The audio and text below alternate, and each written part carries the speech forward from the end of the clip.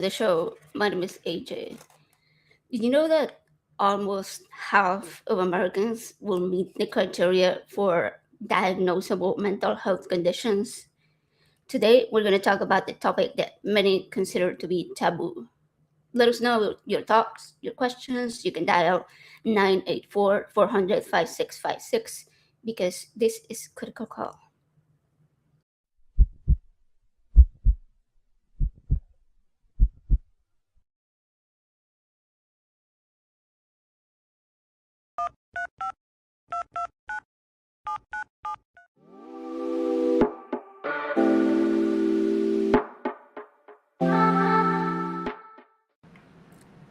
Hello.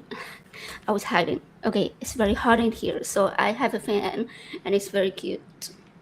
AJ, you know I'm your biggest fan. Thanks. Even bigger than this one. Yeah. True. Yeah, my head is way larger. Trust me.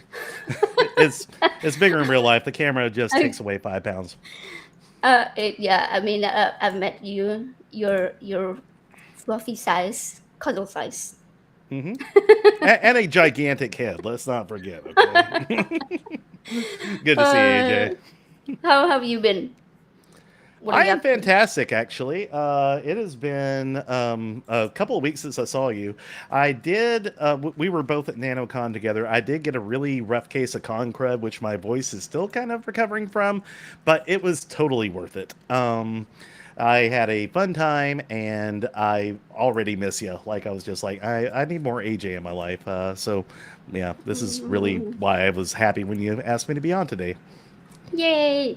You're gonna be the first one to come on after NanoCon, but then Eli was like, "Well, I'm gonna be busy. Can I come on before?" I was like, "Let's do it."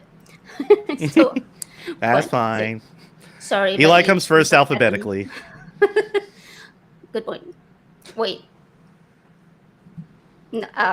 yeah, you know what? I'm gonna blame it on the heat. It's very hot. I was homeschooled in a cult. I don't know how to alphabet. that's that's a good one. Um, so what have you been up to on the interwebs on your TikTok and stuff? Have you been doing live streams?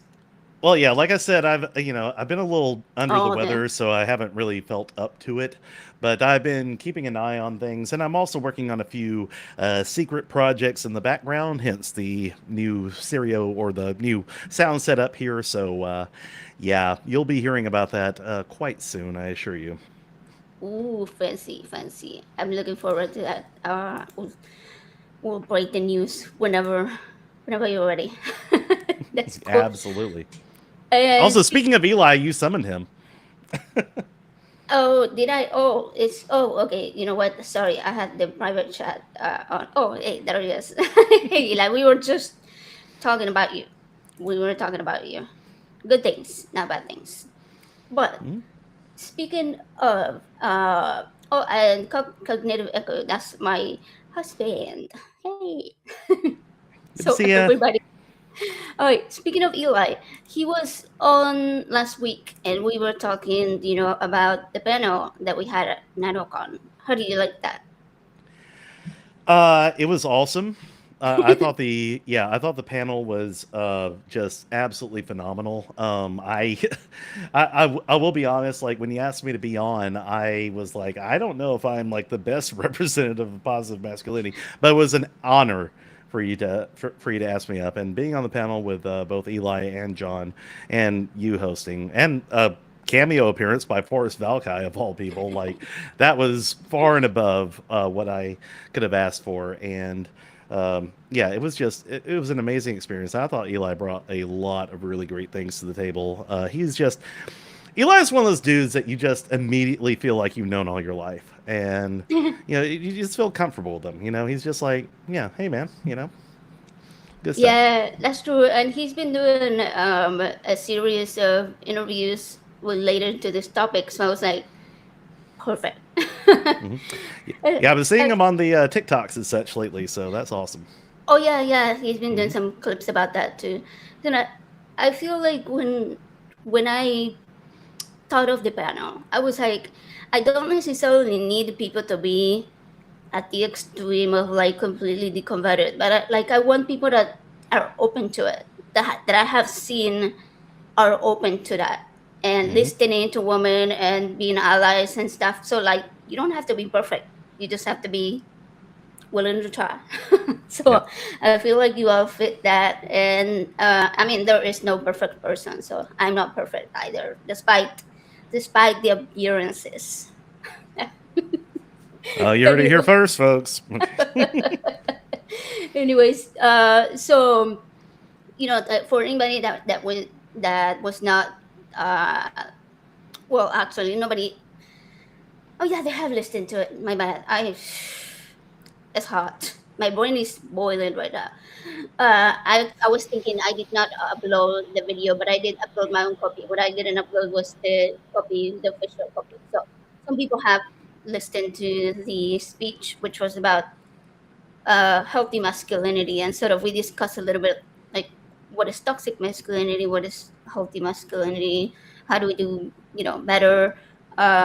And when Eli was on last week, we were talking about that, and we went into this specific sort of like subtopics. And I wanted to expand on that today, but slightly on a very focused part of the panel, which was mental health.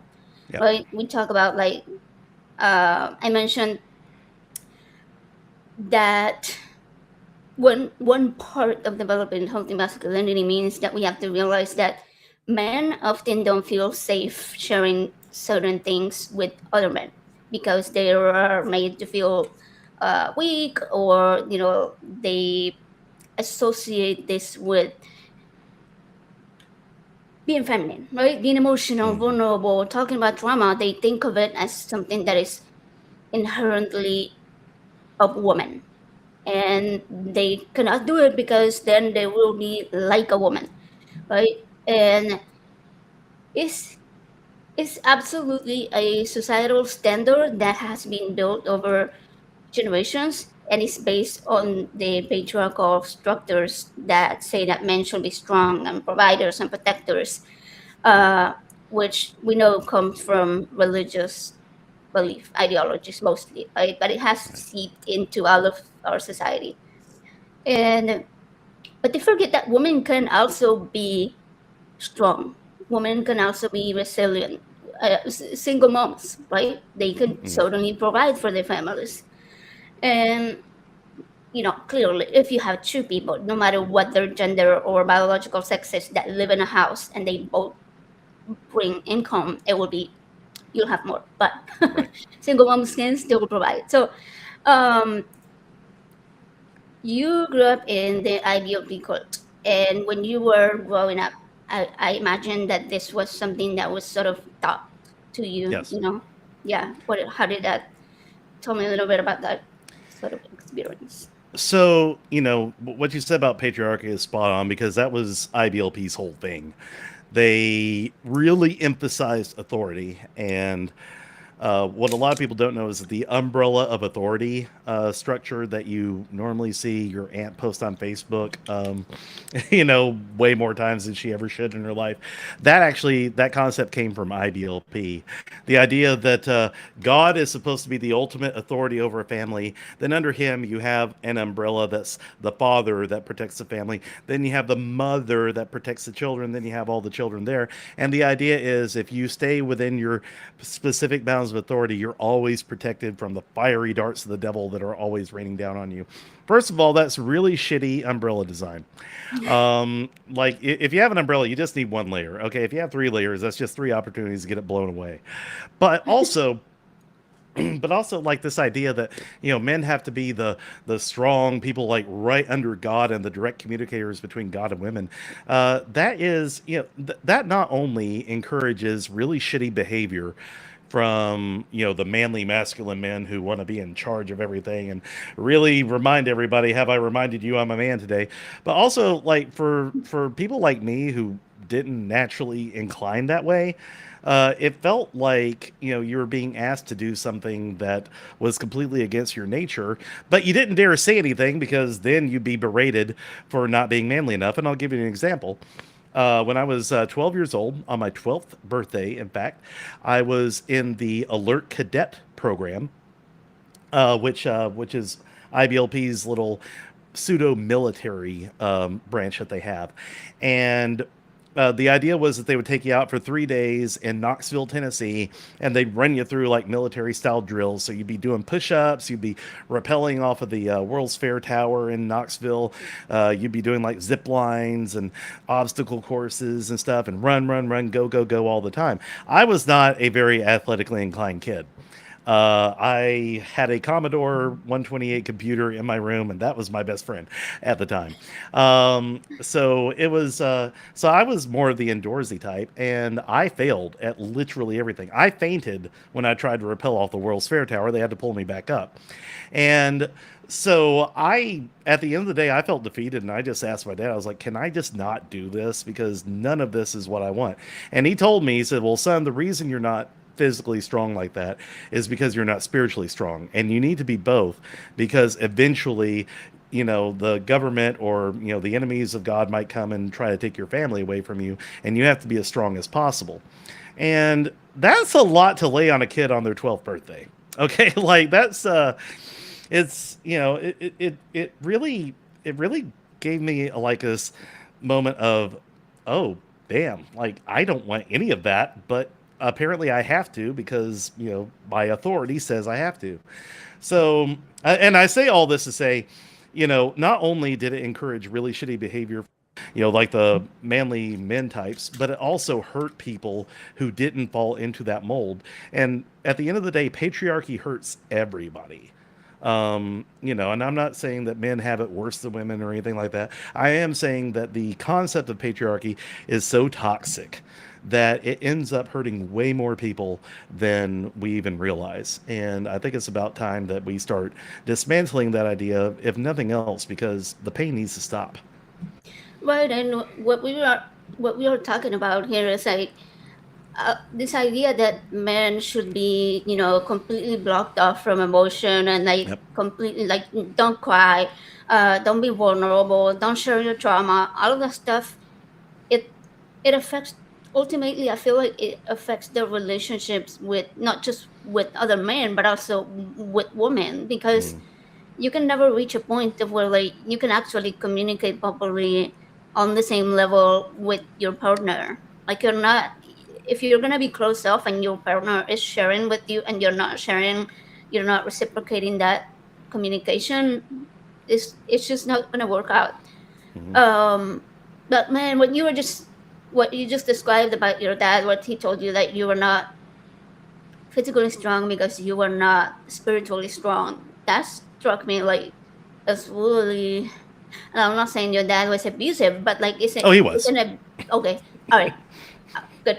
But like, it feels like an abusive sort of mentality to try to influence a child, indoctrinate a child into feeling like they're not good enough for God, to go to that kingdom, to go to like, whatever, to inherit the kingdom of God, or whatever flavor of Christianity Mhm. you practice, right?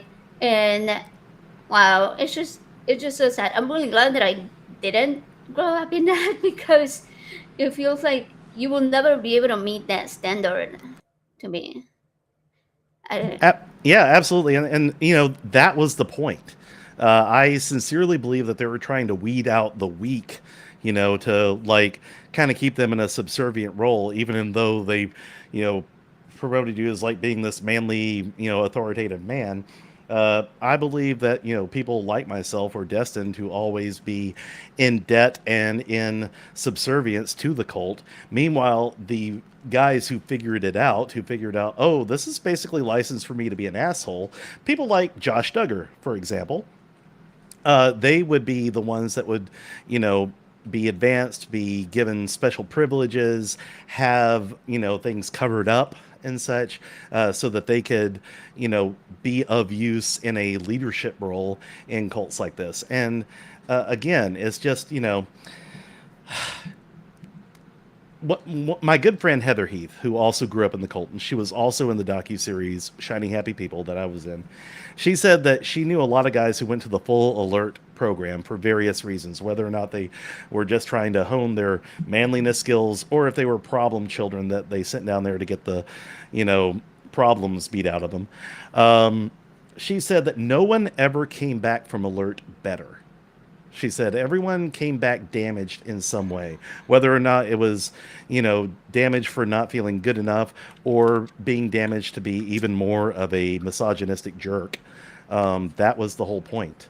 And, you know, again, it's just, and two, you know, you're not allowed, you're absolutely right. You're not allowed to talk about the struggles that you're having because that makes you seem vulnerable to other men and they will take advantage of that or find other ways to make you not feel like you're enough in these culty situations. Like, you know, if I, like, at one point I even expressed like I couldn't do a push-up properly, and I was like, I hate doing push-ups, I just, you know, I don't want to do it again, like, can we get everything together? And some of the other guys, they would mess up on purpose just to watch me do push-ups because I sucked at it. So it was, you know, it's just, it's predatory, it's hurtful, it just sucks, you know, like nothing about what I was raised to believe was the proper role of man helped me in any way, nor did it help any of my friends who were ever in it. And yeah, that's one reason I speak out against it, because, you know, it just, it doesn't do what it says on the tin. It just ends up hurting others and the people who are forced to follow it. Right? And it pits men against each other Yep. rather than having them work with each other towards, you know, a better world, or like a better, even just not a better world, but like community, right? Like your neighborhood, let's say. It's uh those type of programs that you were talking about, because they're religious based and because they're based on that umbrella that you were talking about. It seems like they build insecurity, and Yep. so men can never be better than, like, well, I'm not saying anybody could be better, technically better than God, right? But it's like you can never be good enough to like meet the standards of um being the complete protector, or although you shouldn't have to be like that. It shouldn't have to be a thing that partners should be able to work with each other. Like moms and dads should both be the ones to protect the kids because they are more vulnerable, because they're, younger, because they don't know the world the way that we do and all that stuff. Um, and also what you said, like nobody came out better out of those programs. And I think obviously one is because it it was meant not to make them stronger, but to make them more insecure again. Because if you have people that do not ever feel good enough, then they will always need God. They will Mm. always need that protection of somebody above them. That's what I was trying to say earlier. Yep. They never feel like they can protect themselves. Even like they have Hmm. to have that layer above that is, God. And so that builds your insecurity, and the way that that builds insecurity is by adding trauma to your life. Yep. So, more trauma, more insecurity, the more work you have to do, the more you have to rely on the church and on the people that have learned to work the system and, rise above the rest of the people, the ones that run the shit, basically. Exactly. Yeah, you're told you're not enough, and the only person you're allowed to tell that you think you're not enough is your preacher or other representative for God. Like the dirty little secret too in IBLP was that Bill Gothard, I think, considered himself an umbrella above literally everything else. So people would come to him with problems, and he would exploit that to get more out of them. But in many cases, like, you know, I have known men who have gone to preachers and people who are unqualified to help them deal with their trauma, with their emotional needs and stuff like that, and with their feelings of insecurity and feelings of not being enough. And they just make it worse because, you know, the the default setting for people in these religious settings is, well, yeah, you aren't enough because you're not Jesusing hard enough. Here's how you can Jesus better. And when you can't follow those rules, then you feel like a complete failure. But hey, who are you going to tell about it? You know, just more people who are going to keep you in the cycle. Yeah, yeah, exactly. It's a cycle, and that's what they have Hmm. to do in order to keep the structures of the church running. Hmm. So you mentioned that it never came naturally to you, but did you actually practice those teachings despite not feeling like they were uh, like not actually feeling them deep down, like just Hmm. doing it because you had to. Absolutely, yeah. Um, yeah, like I had to pretend, even though ultimately I think deep down I never really bought into all of it.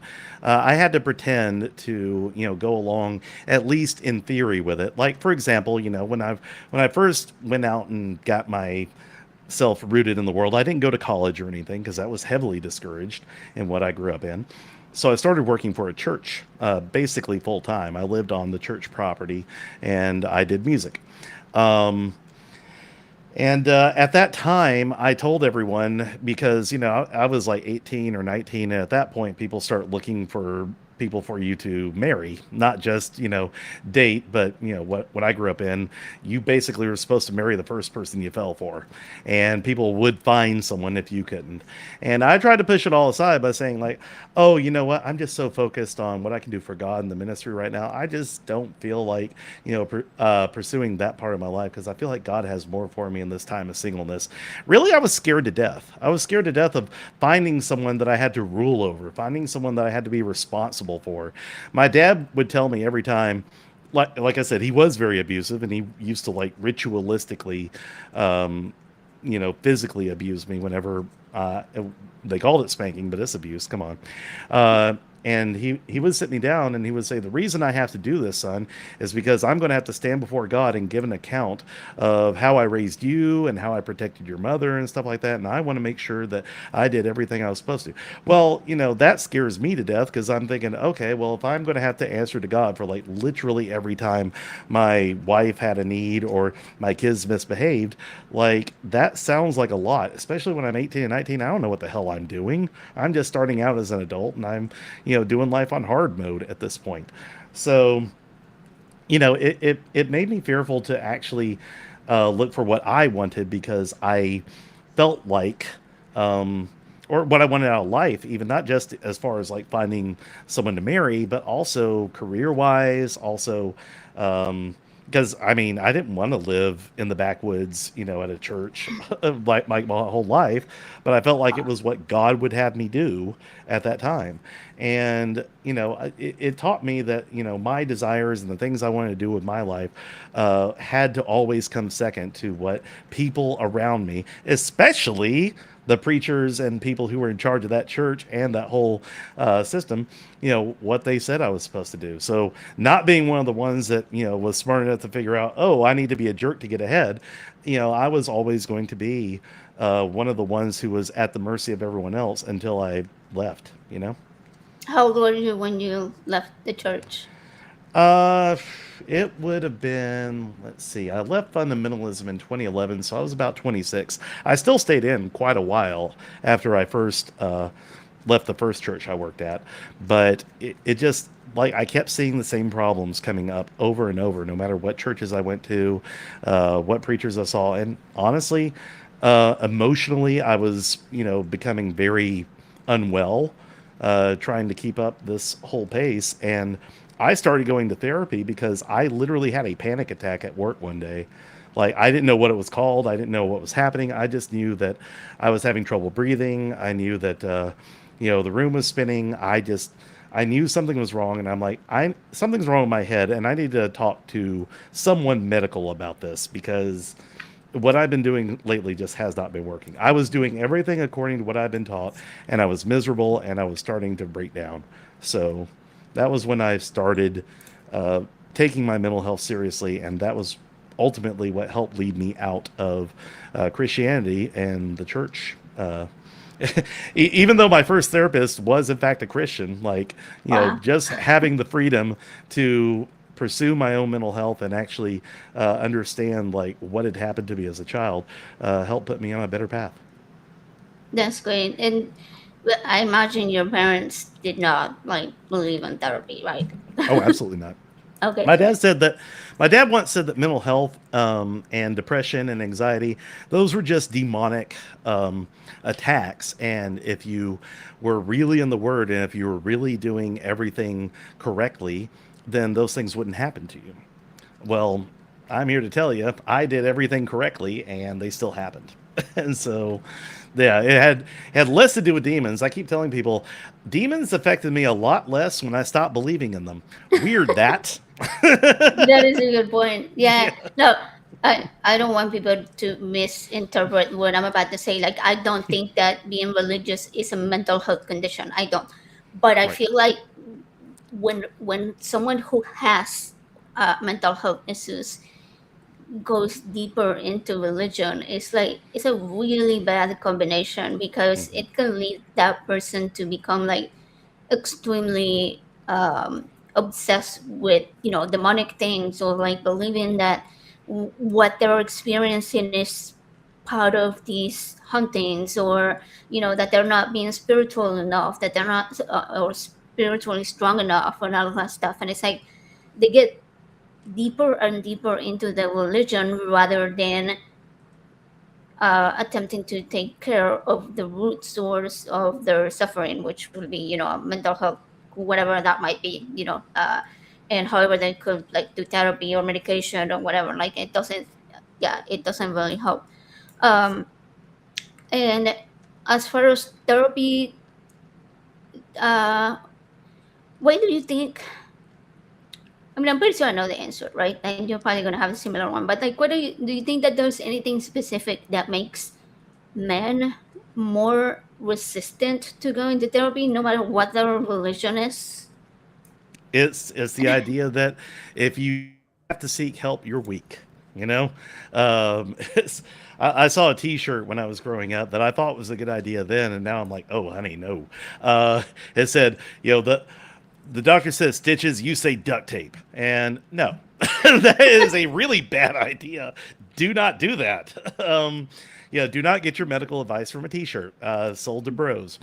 But but it's but it's this idea that if you go to therapy you're weak, or oh, you're just going to be spending money on someone who's going to tell you it's all your parents' fault, and you can either do that and just sit and cry and be a wuss about it, or you can actually get up there and start working harder, and maybe push yourself more to where you don't have to think about those things. And really what it is, I think, is it's a fear of being weak, but also it's a fear of having to confront some of that stuff. I feel like deep down, a lot of men are hesitant and really don't want to dig into why they're having their issues, because they're going to find some stuff they ain't going to like. And I'm going to tell you, when I started therapy, I ran into a lot of things about myself, and not just my upbringing, but a lot of things about myself I didn't like, and a lot of things I wanted to change, and a lot of things that I was taught I had to be that I no longer wanted to aspire to, because it made me feel really shitty.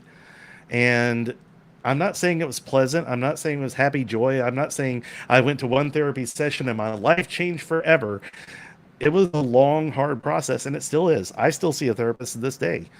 And it is, I am continually a work in progress. I'm still trying to figure out, the best version of myself that I want to be. And I still have a lot of issues that I deal with. But it's been worth it, because I've seen a lot of my friends who I had growing up, and they're not doing as well as I am. And I'm not saying I'm doing great. I've I have my struggles. I'm still between jobs and everything at the moment, but I know a lot of people I grew up with who ended up in really, really bad places, mental health wise, family wise, legally, because they kept trying to push back their actual feelings and the things that were actually happening to them, and kept striving for this impossible goal that was given to all of us. Yeah, I think it's really hard because you know you go through a traumatic experience, and let's say you develop depression or anxiety from it, right? And every time that you even think about it, you panic, and Yep. you get that bodily sensation of anxiety, of sadness or whatever. And so you're it becomes scary to even think about it deeper. Mm-hmm. So you try to put it in the back of your head, and like you barely touch the surface, and you're still freaking out. And you touch the surface, and you're freaking out. So you don't want to have to relive the primary experience that you experienced, because then you're like, well, that's gonna be completely like that's gonna destroy me. But it's the only way that you can actually get through it. Is get past it. Is to get through it again, right? Mm-hmm. And that's, I think that's the main goal of things like trauma therapy. I recently started doing trauma therapy for my medical trauma, but I'm not. I'm not saying my therapist is bad, but I don't think it's a good fit. I don't know. It's just not working the way that I expected it to. So that's another thing that people should keep in mind. You don't have to stick with one therapist. Mm-hmm. Try them out. Like give them time, of course, and see how the process goes. But if it's not moving along, if it's not doing anything, if you don't feel like they're bringing out what they need to bring out, then you can find another one. Like don't be like me. Don't be afraid to find another one. Mm-hmm. Yeah. So I'm kind of bummed because like 2 years ago I had a really good therapist, and I was like little. It was me that was the problem, because I was like, well, she's kind of spiritual, because she kept trying to tell me a little bit of like, hey, you have to unify your blah blah blah with your spirit or something, and I was like, yeah, like she knew I was an atheist, but uh, and so it didn't feel like the right fit. But at the same time, I feel like the work that she was having me do was a lot, and it was good. It was like there was a lot of progress. Mm-hmm. Whereas with this one, I feel like we've talked for weeks, and it's mostly been just like kind of like talking to a friend where like you talk the whole time, and they're like, everything's gonna be okay. Whatever you want to talk about next. And I'm like, this. Like, I want to Mm-hmm. discuss this more. But so like it doesn't feel like there's any progress to it. So I don't know. But speaking of my last therapist, now you, what was one of the most helpful tips or advice or takeaway that you've gotten from therapy so far? Something that's like changed your life, not your life, but like that made you better, or yeah, that you're gonna share. Yeah. When I first started going to therapy, I started going because of the panic attacks, and also I had been through a really bad breakup. I had been dating at that point, and things just went really south, and it really messed with me because, that was the first girl I kissed, and that was a big no-no when I was growing up because you don't do that till your wedding day. Well, I missed out on that. So I started going, and I went to a therapist, and she asked me a lot of things about my past and about my upbringing for about 2.5 sessions. And like you said, I was starting to think like, are we just going to talk about how I grew up? Because to me, I grew up pretty normally. I was like, oh, I just grew up homeschooled. And, it was a little different, but not too bad. And yeah, we used a weird curriculum, but I mean, a lot of other people did, and it seems like they're okay as far as I knew. And finally, she told me at one point I did mention, she was like, so in this system, like, did your parents like abuse you at all? I said, no, of course not. I said, I got spanked a lot. And she's like, so abuse. And I was like, what do you mean? And she goes, that's abuse. She's like, you don't have to hit a kid to teach him anything. And I said, well, yeah, my dad had heard about that, but he didn't believe that. She's like, no, what you experienced was abuse, and especially the way you're describing it. She said, that was, in fact, abuse. And it's best we start now calling it that because we're going to be calling it that a lot more.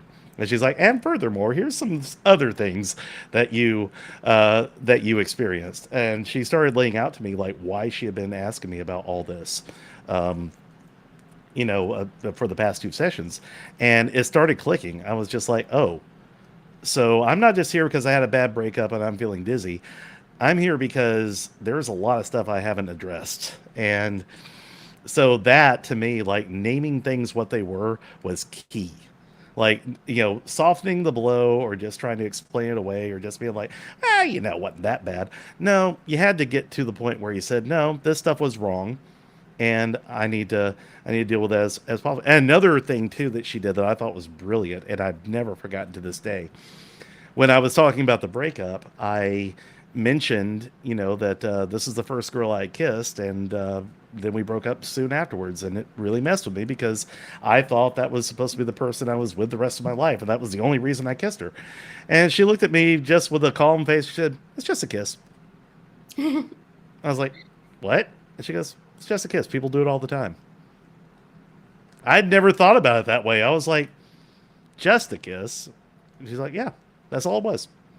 And I was like, and at this point, we've been naming a lot of stuff what it was. I was like, you know what? I like that. It was just a kiss. I can now move on knowing that I still have plenty more to give. So things like that, like really naming things what they are and not trying to over spiritualize or, overthink it.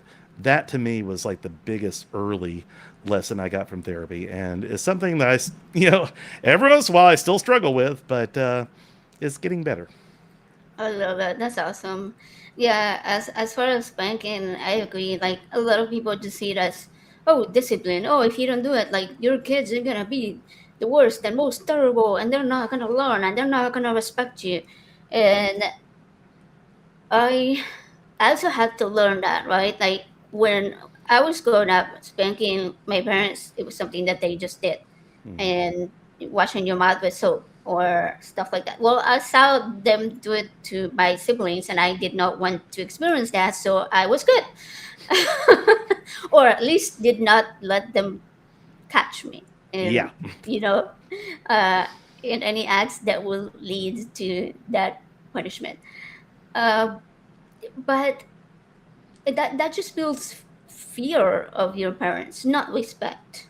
Like you're not gonna respect someone that, if you're an adult, you're not gonna respect someone that punches you all the Yep. time. You're gonna fear them, or you're going to hate them, or you're gonna despise them, but you're not gonna respect them, and you're not Mm-hmm. gonna like them very much. It's gonna ruin your relationship with them. And I feel no matter what the age is the same thing. No matter what the age difference is or what the age of two people is. Two kids beating each other up? No. Two adults beating each other up? No. Mm-hmm. An adult and a kid? No. There is no reason for anyone to use physical punishment. Yeah. So it is definitely abuse whether you're a kid or an adult. So I'm glad that that was helpful for you, and that people were able to, and then your therapist was able to help you realize and name it and process that, and like, hey, it was not your fault, and and Mm-hmm. if your dad knew that it was wrong, then yeah. I agree. But mine my helpful advice would be, one of the things that helped me the most. I also struggle with like panic attacks and anxiety and social anxiety and all that stuff, right? And medical anxiety, a lot of medical anxiety of like, if I have a new symptom, then therefore cancer, that type of thing, right? Yep. Google said so. My good degree. No, and I had a time of my life where it was so severe and so extreme. I could not function. Like I couldn't function, and I wasn't eating. Sometimes I wasn't leaving the bed. Sometimes I wasn't leaving the house.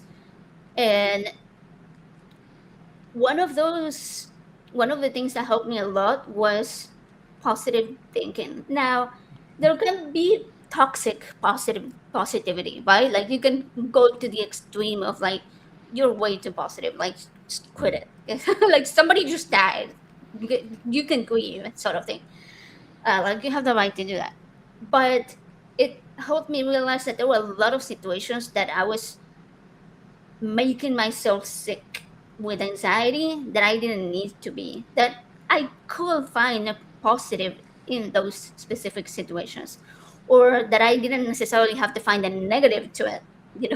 Like it could be neutral. There were points where you could be neutral, or let the doctors do the work, not don't do it yourself. Although it has helped me along the way. Like when I was diagnosed with diabetes, they were like, they had no idea. And I was like, yeah, I think I have diabetes. And they were like, yeah, probably not. And yeah, I did. But the other one was, this is the therapist that I mentioned that was kind of spiritual. And she taught me this skill called radical acceptance. And have you heard the term? I've heard the term, yeah. Okay. So basically, it doesn't mean that you're accepting something or like approving of it, right? Like if you're getting a car crash, you're not like, oh yeah, it's cool, yay. But like, okay, is there really anything I can or should be doing? Like make sure everybody's safe. Do that, but don't start overthinking the future and all of the worst case scenario possibilities. Yeah, I believe we just had a technical difficulty there, so we'll just hold there for a second.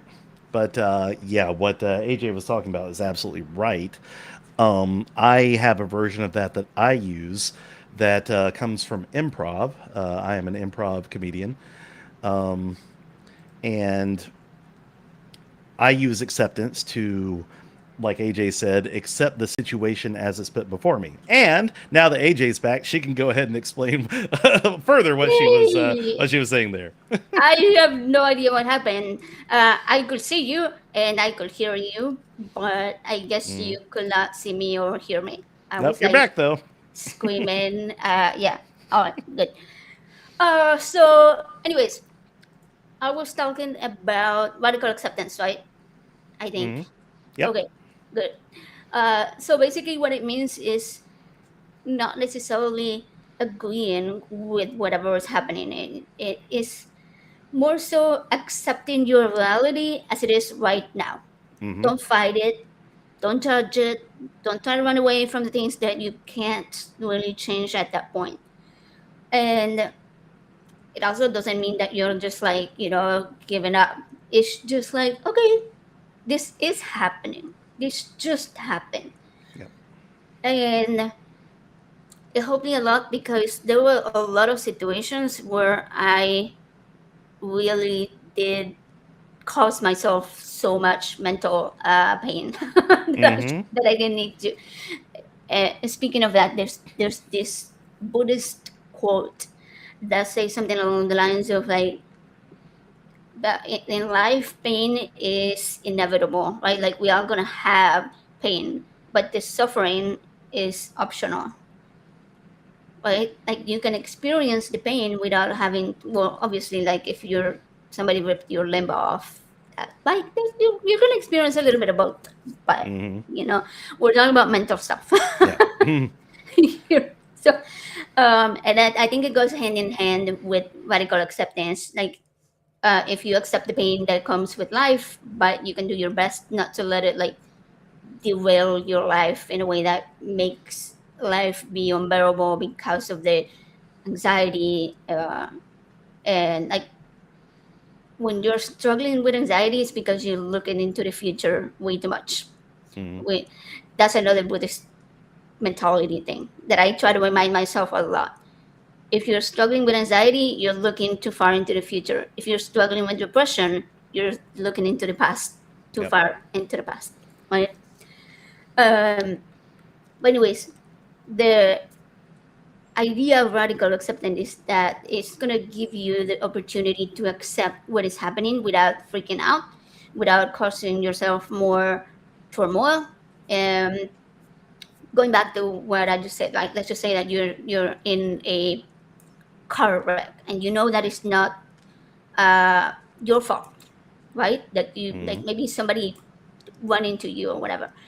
But instead of going and attacking that person and punching them and me like you crashed into me, blah blah blah, like you accept it, take a deep breath, go check, make sure that they're not, seriously injured, that nobody else in your car is seriously injured, and you sort of like go with the flow, and that's gonna give time for your body to go from that fight or flight response to a more calm state and being able to perform whatever you need, whatever you can change at that Hmm. point.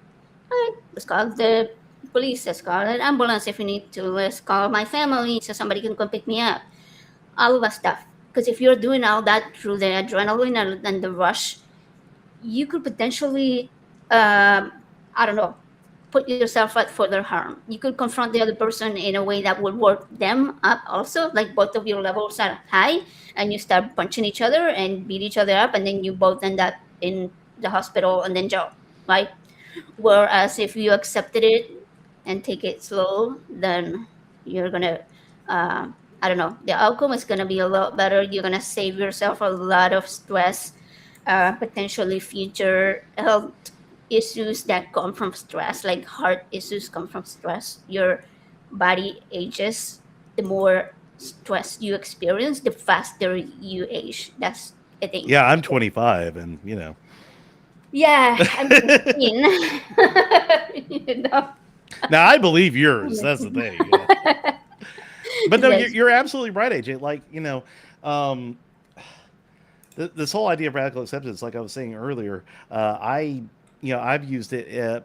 I learned it in improv because when you're doing a scene with someone and they endow you with something like, someone calls me mom in a scene. Well, I don't normally have the qualifications that one would expect from a mom, but in that scene, yes, I am the mom now. I accept what they are giving me, and that's the truth of that scene. And I got to thinking, like, there's a lot of ways you can apply that to life. Like, reality hands you a lot of stuff, like you said, a car wreck or something. And in religion, I had magical thinking as a fallback. I had prayer. I had, what can I do to please God so that this situation doesn't get worse or He magically makes it better? I don't have that option anymore. I have to look at reality as it is, and I have to name what it is, and I can figure out, okay, well, in this situation, like I said, you don't have to agree and say, like, oh, this is the best thing that could happen. You just have to accept the truth and just say, okay, what can I affect? What can I not affect? And like you said, it does relieve a lot of stress. Whether you're in a improv scene or in real life, accepting the truth of reality is a powerful, powerful tool. It is, yeah. Speaking of improv, and you had that improv thing at NanoCon. Oh my god, that was so funny. Thank you.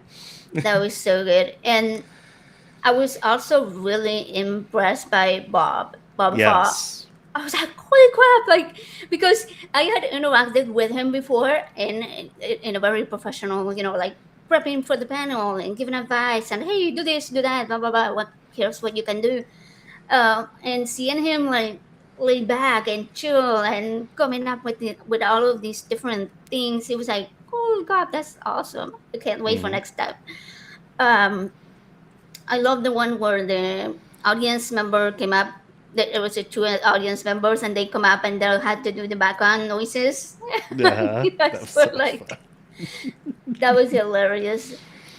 But so today's topic is, it was kind of like a silly question. Like, is laughter the best medicine for mental health? Obviously, no, it's not. Like, we know that. You go to therapy, take your meds, you seek help, right? Don't get your medical advice from Saturday Night Live.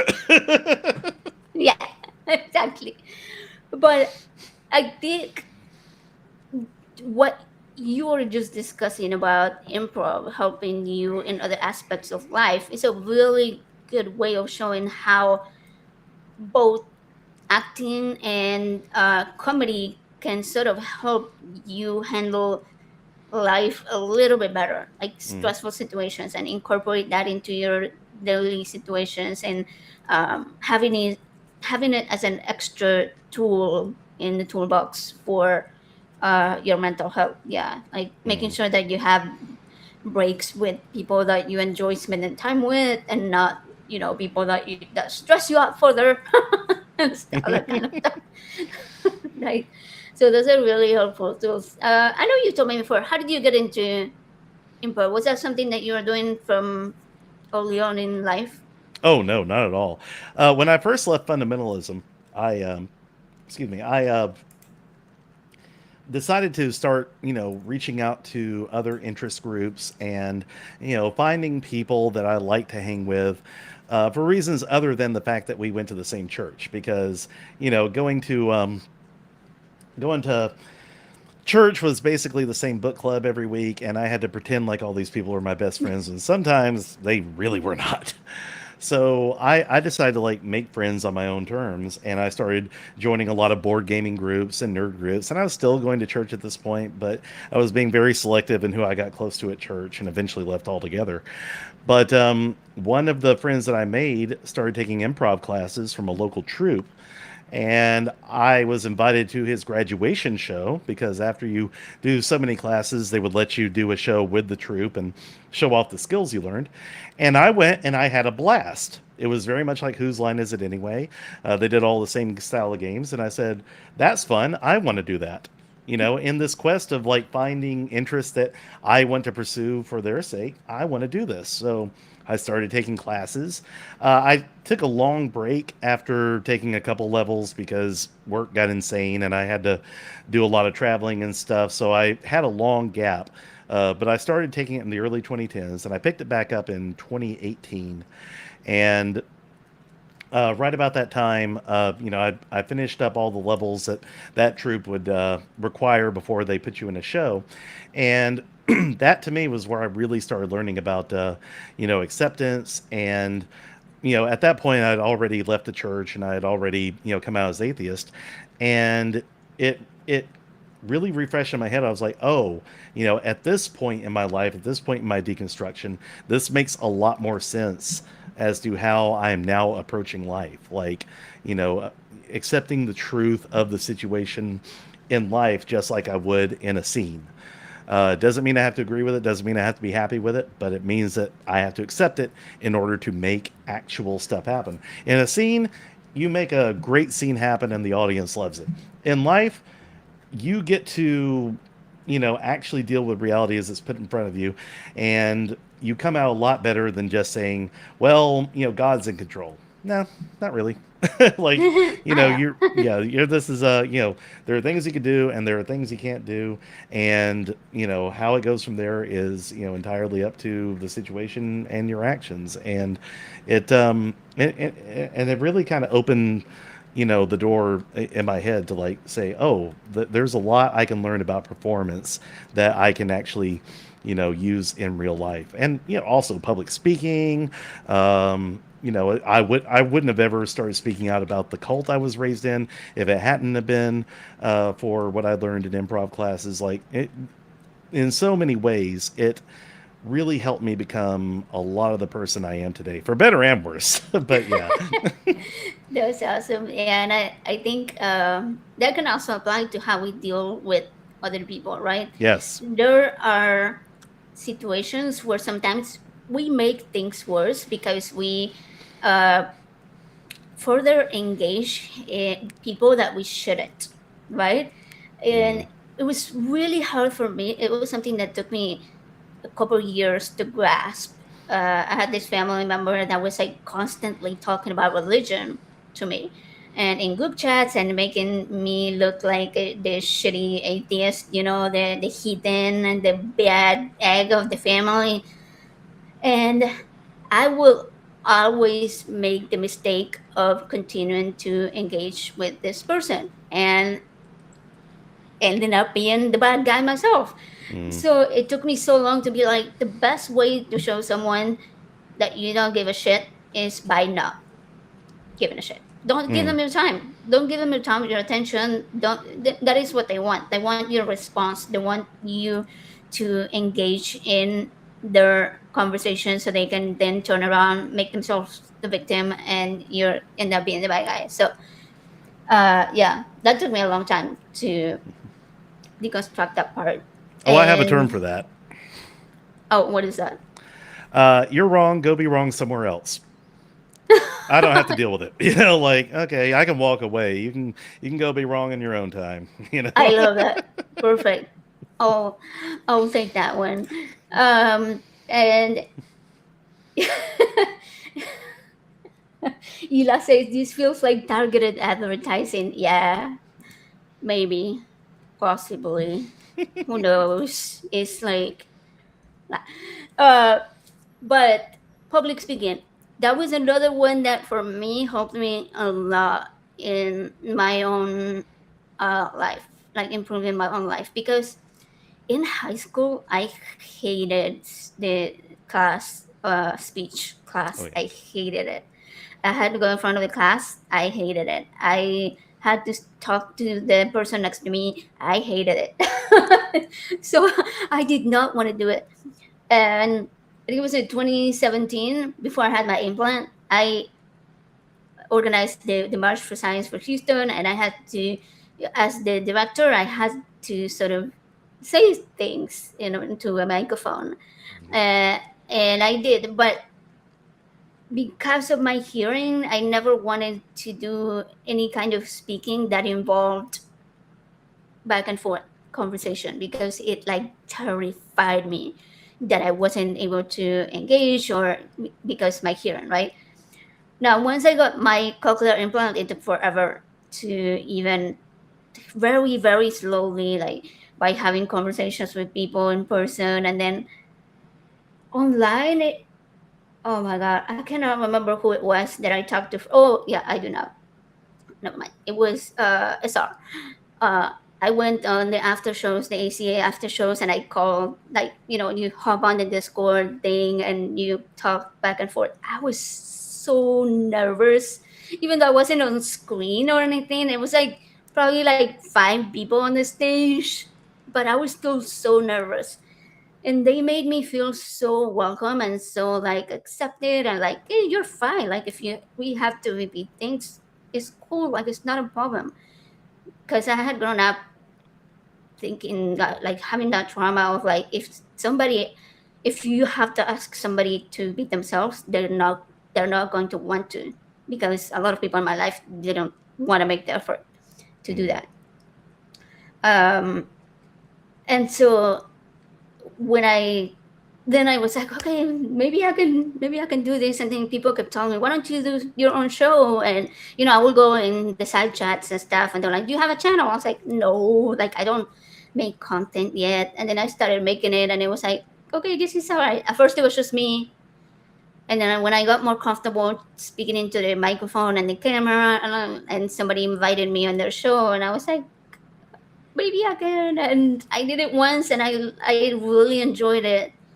um, and I never imagined myself like leading a panel or something where people had to speak back and forth in that way, right? Mm-hmm. Now, and obviously you're a big part of that, because last year when we did the panel with Sydney, I was like sweating buckets, because again, the anxiety of like, what if I don't hear the audience question, or and that happened, and I didn't hear it, and you helped me, and it made me feel so comfortable. So like, okay, it's fine. Like, it's not the end of the world if you don't hear the audience question. Like, somebody else can repeat it for you. You can ask them to come up and say it closer to you. You can walk up to them. There's like so many different options.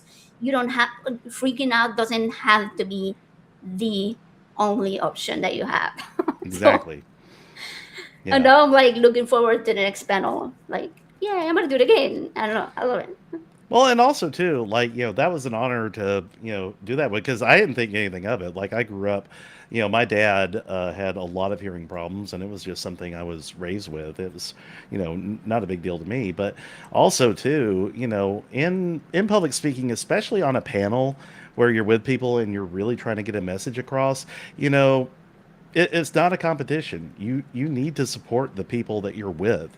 You need to realize that you're all here for a shared goal, and and it's good to be there and do what you need to support your partner. And that's another thing too that I did learn from improv was one of the goals is to make your scene partner look brilliant, because your scene partner is going to be doing the same thing for you, and it's a lot of give and take. Like, and if something comes up that's awkward and you need to kind of work through it or address it and move on, that's fine. You're doing the thing that needs to happen so that the scene moves forward. And and that and in public speaking, especially in uh, especially in like very contentious uh, talks like we have on call-in shows and stuff like that, it's easy to forget that, hey, you're also supposed to be, presenting a united front with your partner and support them. And, you don't get so focused on your own thing. Uh, if you support other people, they will support you. That's just how that works. And that's Yeah, something to keep in mind. right. Yeah, exactly. I agree. I feel like improv is another really good way to develop healthy masculinity, right? Because when you're working with other guys, and there is such a vulnerable thing, like you have to come up with really crazy scenarios, and like whatever they throw at you, you have to trust them. You have to build that trust with that person that sometimes you don't know them very well. So Mm-hmm. it's like it lets your guard come down a little bit, and like, yeah, I don't know, I just really enjoy it. I was never really into, oh sorry, my whoop blowiness. Okay, there we go. Yeah, I had a little I'm issue back. with that earlier. Yeah, is a thing. Yeah, I don't know what I did, I moved. um yeah, I didn't really used to be into watching improv or anything or comedy and stuff, but like since I met you and Sydney, and started hearing more about it, and watching it and like seeing you guys, it was like, this is fun. Mm-hmm. I love it. Yeah, so it's really good stuff. Reminder for the people in the chat, they can send super chats. You can call about any kind of topic. Doesn't have to be the topic at hand, which I am about to change the topic. But I see. Oh, Jar says, you know what I find ironic? Scripted shows that have improv classes as part of the script.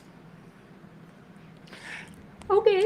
I have I have seen this. One of my favorite scenes, and I'll briefly cover this. I think it was in 30 Rock, where they were doing like a mock improv scene, and the two actors on stage were supposed to be portraying the dude from Sling Blade and Oprah Winfrey, and so one of the actors says, "I sure do love them French fried taters," and the other actor says, "No, you don't, Oprah." See, that is a perfect example of how to ruin an improv scene because you are denying the reality on so many levels. First of all, the actor is clearly establishing that they're Carl from Sling Blade, and you're immediately denying that, but you're also denying the fact that they love them French fried potatoes, and that just brings everything to a screeching halt. When you deny the Mm, reality, then that was a perfect example. It's a scripted show, obviously, and it's not a real improv scene. But gotcha. in that one scene, they very subtly showed like how it can all go completely wrong. And I have watched that scene over and over. Sometimes whenever I have, and it happens. Like sometimes you have a bad improv scene or something, or sometimes you just don't feel right after a show. I'll just rewatch that, and I'm like, well, it could always be worse.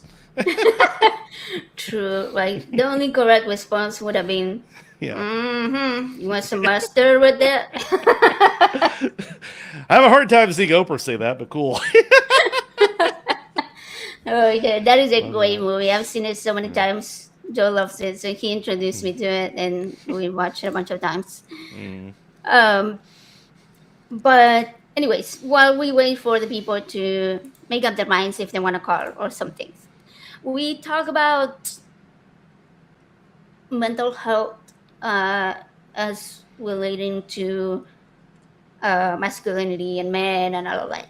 Now, I have been following this thing on the news. I'm wearing pink today. It may not look pink, but it's pink.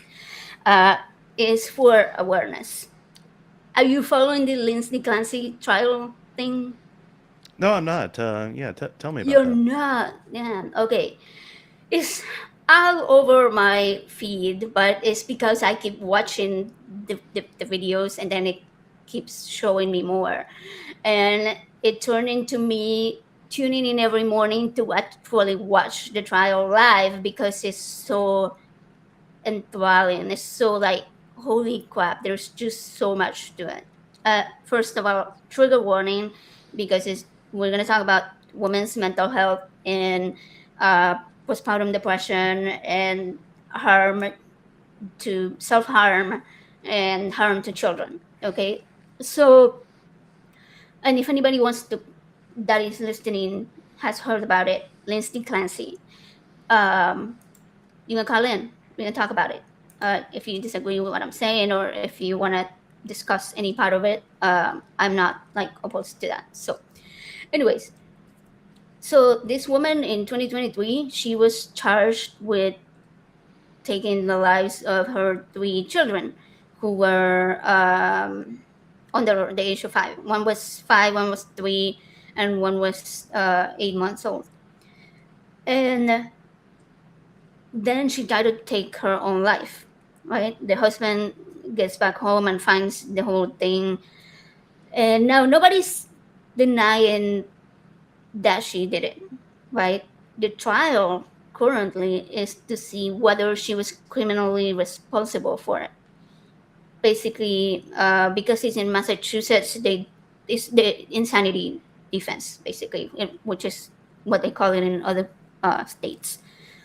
And so the defense is arguing that she was suffering from postpartum psychosis.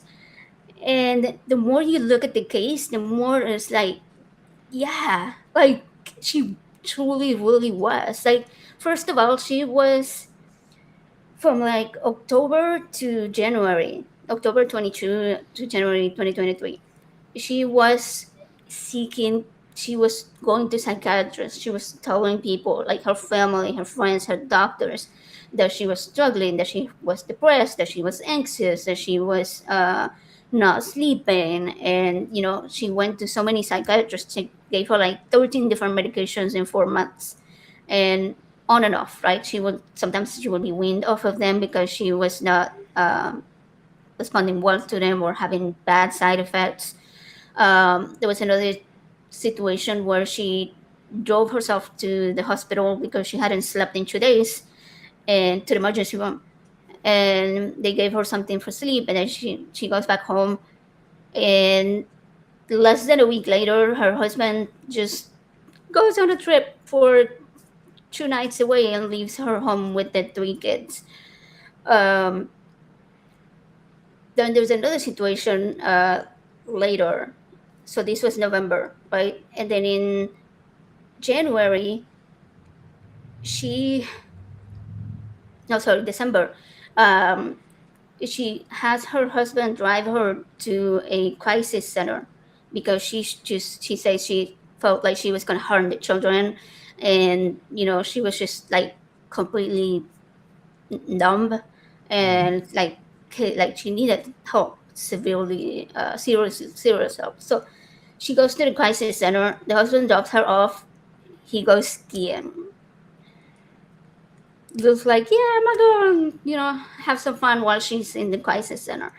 Now they turn her away the same day. They tell her that she's over medicated, that she's having side effects of medications, not in a mental health crisis. Hmm. Like, how could I? Yeah, like it was like even these medical professionals were failing to help her. And so January comes around, the first of January, New Year's, she checks herself into a mental health facility, like a mental health hospital, and is there for 5 days. And because she was trying to wean herself off of one of the medications that was making her really, really bad. And so they wean her off the medication, and then they send her home. And there is a video of her 2 days later. They it's her with the three kids and the husband, and they're in a science museum. And the guy is just standing way over there on a corner on his phone, looking around. It's like a security camera, right? And she has the baby on a carrier, a stroller, the little girl and the little boy running around trying to watch them while the guy is just over there in the corner doing nothing. And so 3 weeks later, she takes the kids' lives. Then she self harms her wrist, her neck, jumps off a window, survives, but is paralyzed now. And when she is taken home, I'm sorry, when she's taken to the hospital, she's on a breathing tube and like she's unable to speak. But supposedly the husband says that she spoke when she was laying there paralyzed. I don't know. That's a iffy detail. Um, but as soon as she wakes up, she says that she'd heard a voice tell her that she had to do what she did, or otherwise she was not going to have protection. And later it came out that she was very religious. And I was thinking, there was a chaplain that came to see her right after she woke up in the hospital and has seen her for many, many times since then over the next few years. And this chaplain testified uh, that Lindsay said that the boys told her to do that, otherwise she would not be safe. And to me, there's a few things that stand out there. The fact that she thought her husband couldn't protect her was one of them, because like if she felt that he couldn't protect her from this voice, right, Mm. from this deity or being that was talking to her. Um, and the other one is that when she woke up, she told the chaplain that she felt good that her children were now protected by God in heaven. Mm. And I was like, I don't know, that makes me assume that she felt that that was a divine order from a God. Because like, who else could be? She said that she could not disobey this voice, that she felt she could not disobey it. So it's like, wow, I don't know. Oh no, George says she can't speak with the breathing tube. No, the husband says that she's talked to him when she was laying on the ground outside the house, like before the emergency people arrived, that she allegedly confessed to doing it. Yeah. So that's a whole other story. There's this guy that says, my children are dead and my wife is laying here, but she just said that she did it. But then when other medical emergency arrived, they were like, she never spoke. She could not speak. She was in shock. She was barely conscious. I was like, okay. But yeah, anyway. I don't know. It just felt so weird to me that the way that it was described, because it feels like it was a sort of um, religiously connected experience that she was having. And I don't know, it just breaks my heart, the whole situation, because she was failed by her husband that was obviously not supporting her in the way that she needed. She had told him that she had thoughts of hurting the kids, that she'd heard the voices, that she'd, felt numb, that she was depressed, that she was anxious. And like, he was just not giving her the support that she needed. Was like, hey, let me take all the kids and you, take a nap or stuff like that. She told her mother-in-law. But the surprising thing is that her mother-in-law has testified on her side, Mm-hmm. like supporting her. And she was like, yeah, like she was begging for help. So like Yep. everybody could see that she was begging for help. So that's kind of like the gist of um, what the situation is. And the people are really split, because there's the people that are like, well, mental health, no, that's just an excuse. And then there's the people that are like, no, mental health is the explanation. Like, it's how did we get here? How did we get to the point that a mother that was described as being loving and caring, and she once called the police. She worked overnight. She was a nurse, and they had cameras that she could watch on her phone while at work of the babies. And Mm-hmm. one of the babies was crying for like 10 minutes, and she was like calling the husband like, hey, the baby's crying, but like he was not answering. So she sent the police to do a welfare check to make sure the husband wasn't like, unconscious or something. So it's like a mother that truly cared for her kids. How do we get to the point to where she feels like the right thing was to take their lives?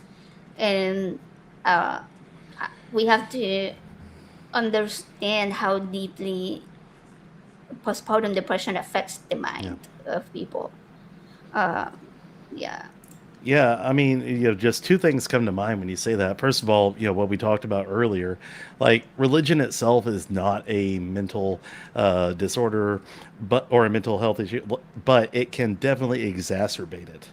Like if you have a pre-existing, issue like I did, religion can make it worse and can increase the effects of it as far as I can see. Again, I'm not a doctor. I'm not an expert in postpartum depression by any means, but I can say though that these ideas of like a divine protection, and I remember way back, and I tried to look it up, and I could not find it in the time. But I do remember a woman who either attempted or actually did, unfortunately, kill her kids because she was afraid they were entering the age of accountability. To where they would go to hell if they died before that time, and so she, decided to take care of things herself. And like I said, that there's a lot going on there, but religion did nothing to help that. And I see that danger. There's also too a really big issue and something that I failed to point out earlier in why men don't pursue mental health.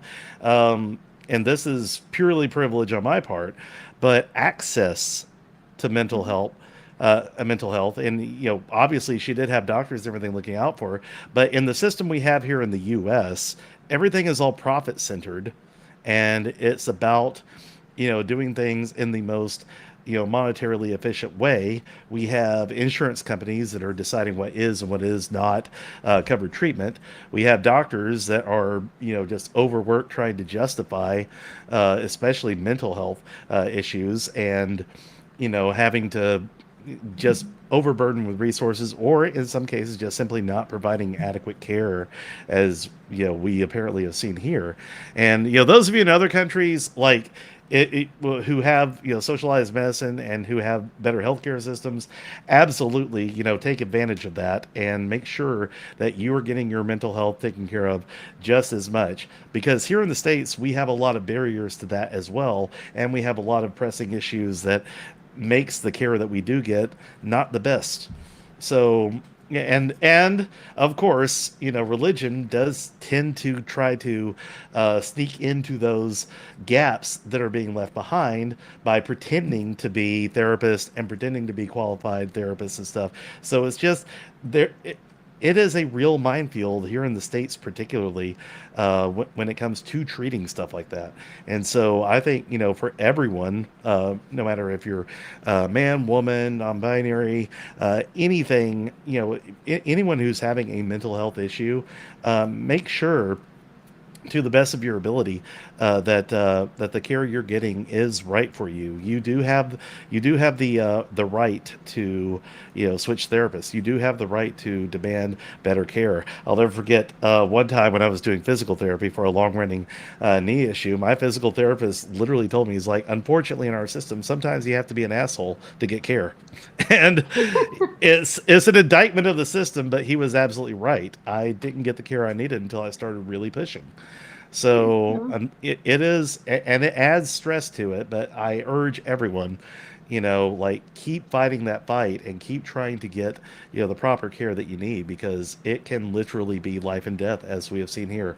Also, secular therapy project that will help a Oh yeah. lot, and recovering from religion. They're awesome. Yes. Also, if you need to be an asshole, be that was the lesson Hmm. that we will get from that. Yeah, no, and I mean it. This case really brought to light the failures of the system as a whole, right? Yep. Because she was doing all the right things. She was doing all the things that she should have been doing. She Hmm. was going to the psychiatrist. She was going to the crisis centers. She was telling her loved ones. She checked herself into a hospital. She drove herself to the hospital sometimes. She was off work for she had the maternity leave time. So like she was taking advantage of all of the resources that she should have been. And still, the psychiatrists that were treating her, they knew about each other, but they were not communicating with each other. They were not checking that the medications that she was taking from one were or were not working with the medications that she was taking from another.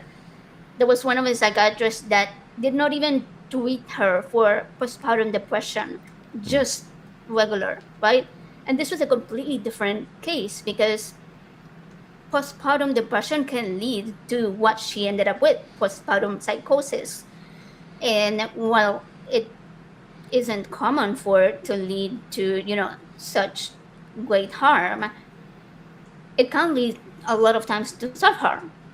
And it was just such a failure of everybody. It's just so sad and really unfortunate. And it really breaks my heart when I see the people fighting back and calling her monster. And I'm like, no, like we need to do better. We need to do better with the medical system. We need to do better with having what do you call it, social nets for mothers and fathers to, because the father was working, right? He was working all day, and I'm not excusing his behavior. I think he felt greatly.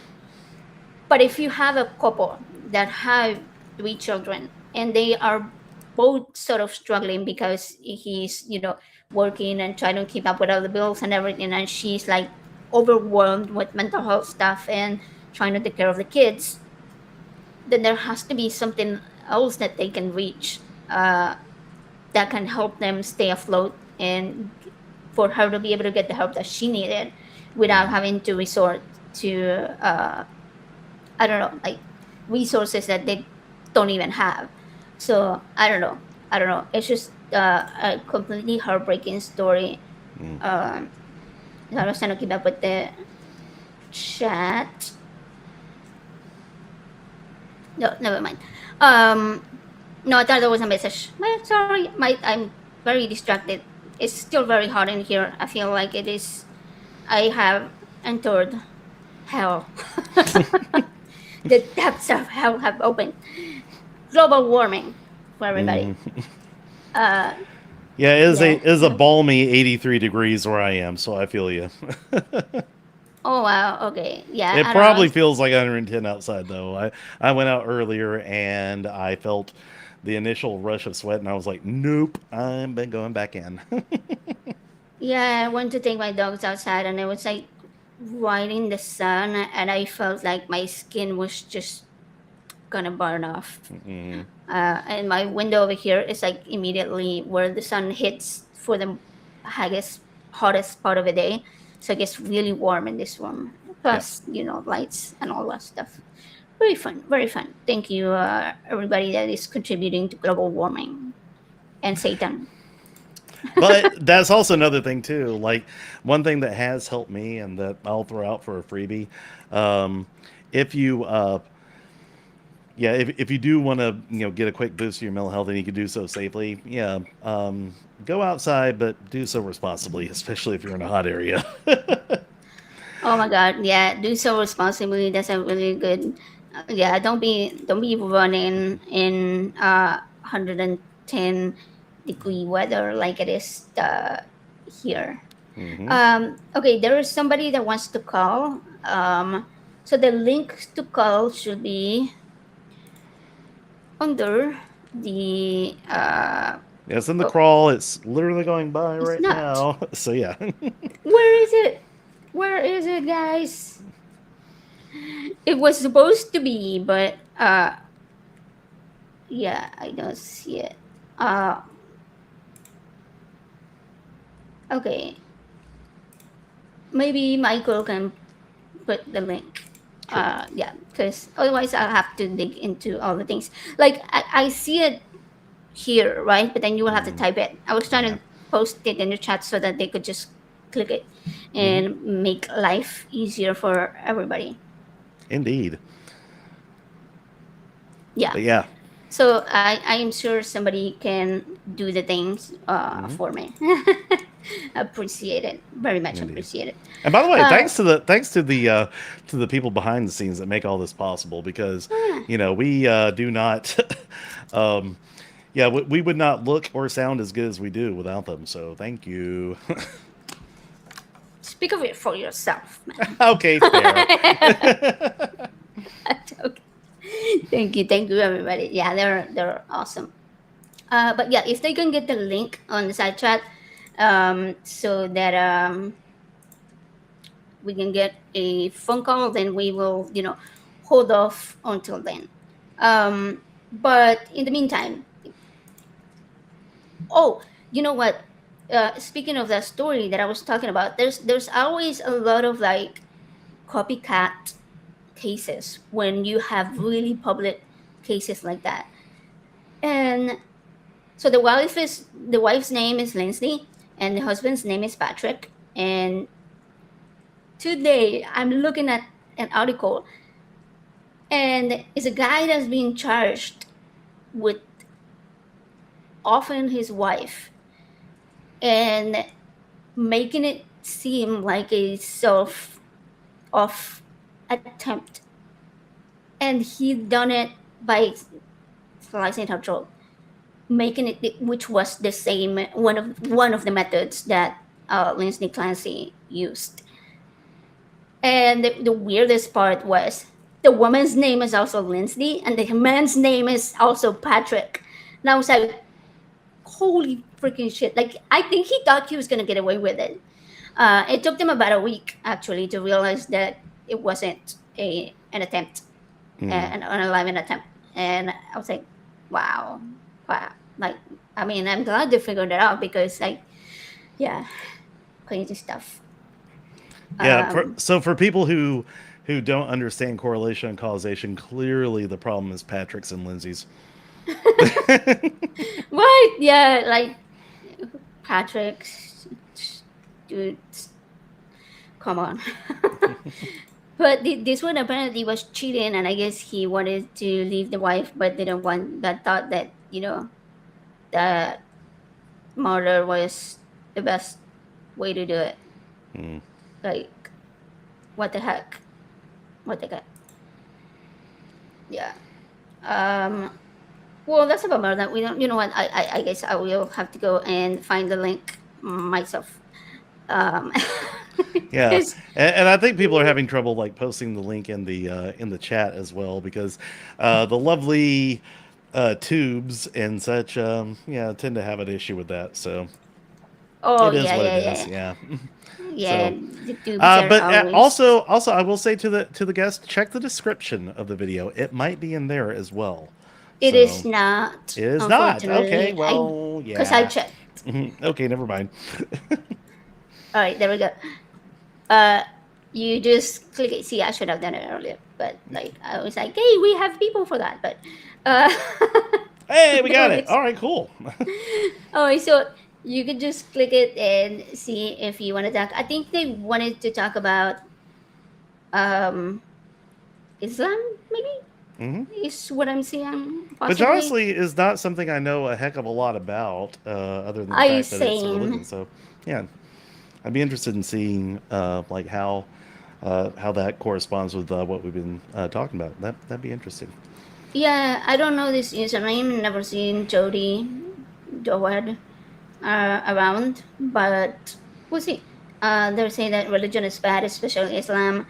Um, they're both similar in a way, but maybe you think it's more dangerous because it is being taught to you more, I guess.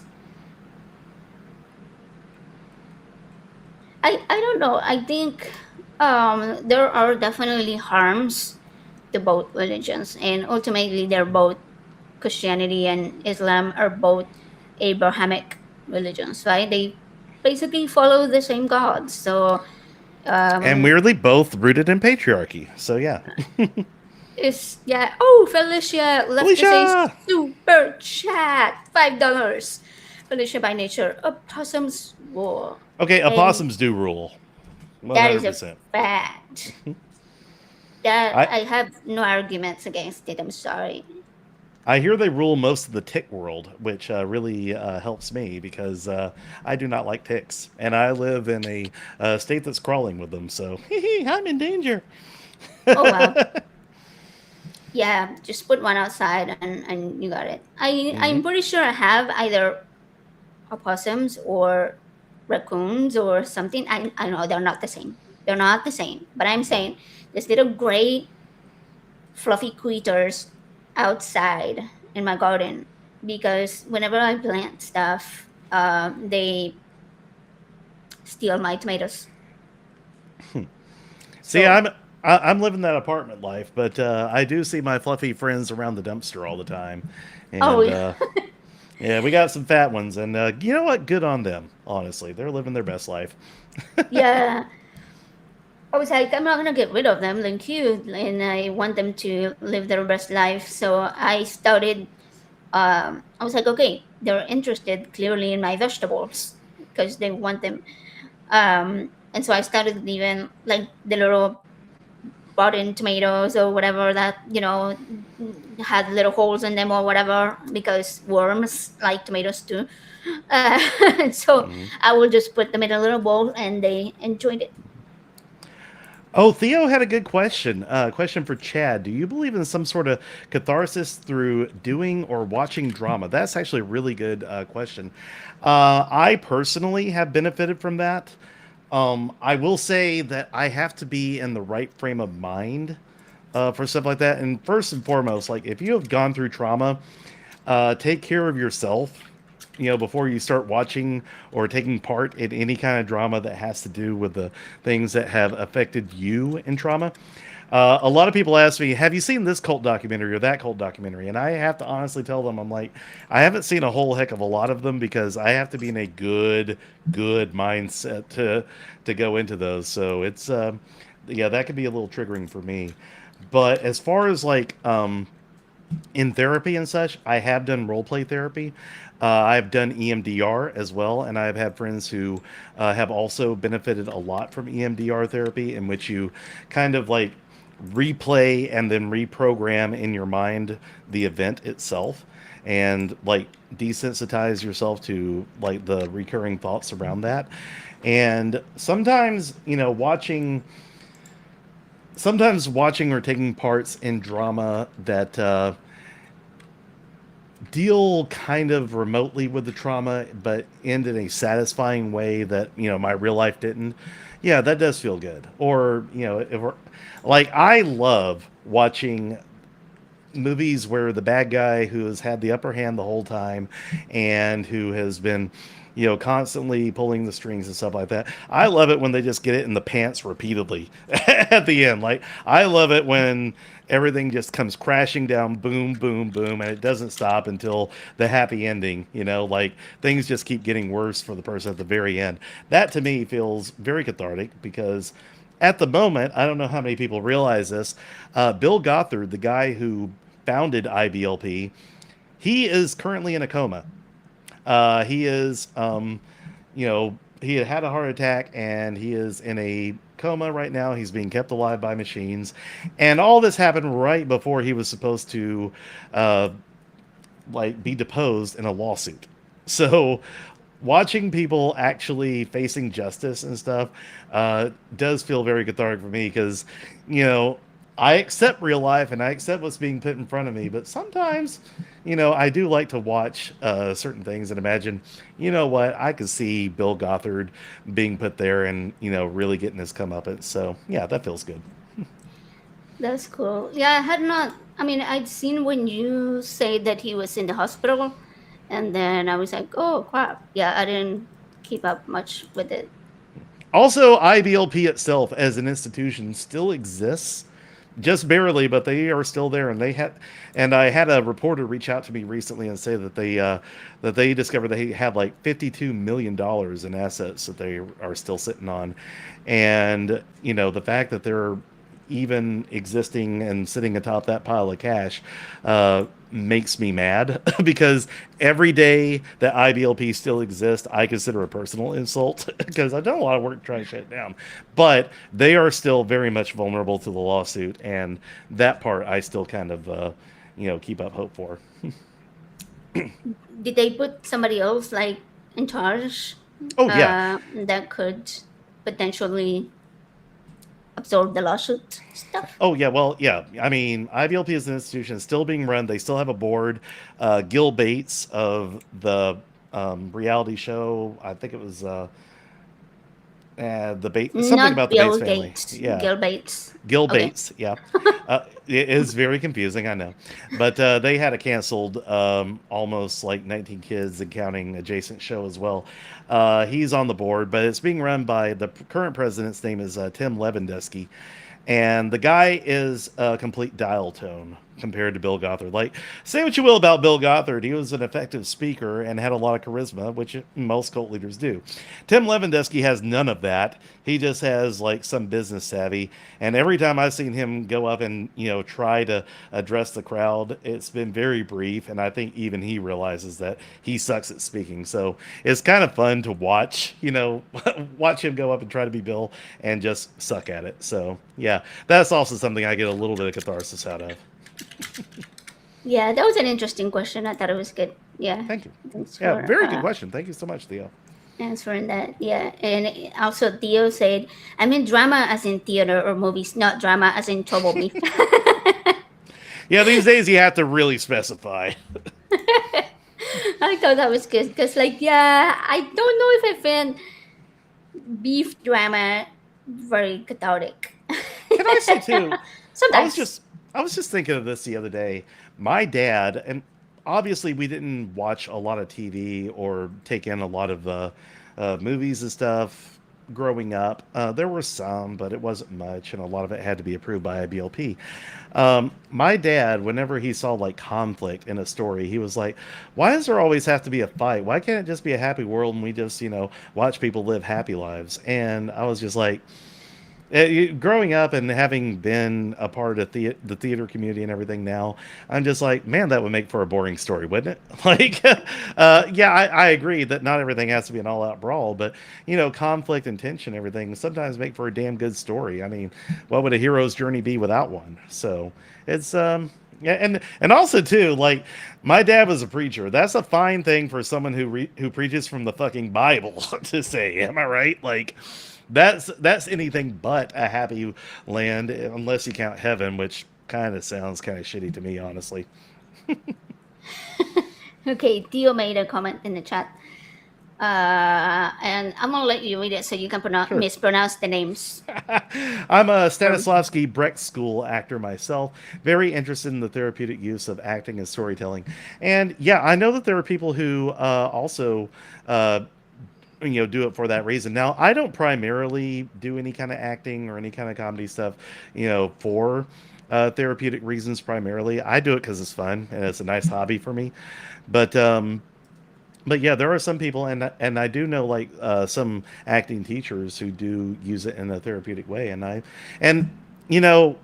love what you said earlier, AJ, how therapy gives us tools in a toolbox, and not every tool is right for every situation. Not every tool is right for every person. Like I personally suck at using power tools, but by going to therapy, you do get a good therapist will give you a lot of tools to deal with situations, and you can use them as you see fit, what works for you in situations or with your personality.